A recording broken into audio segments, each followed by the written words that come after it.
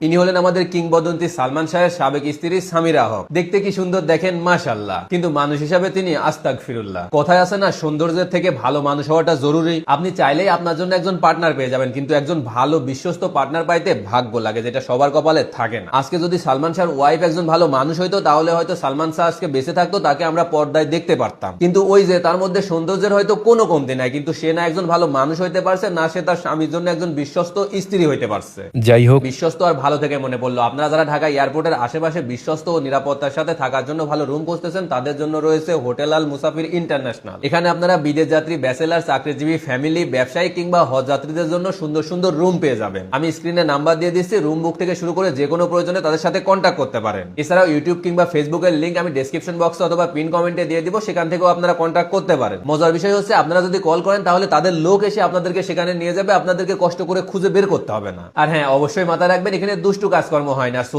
যারা এই মেন্টালিটি নিয়ে রুম খুঁজতেছেন, তারা একটু দূরত্ব বজায় রাখবেন। ধন্যবাদ।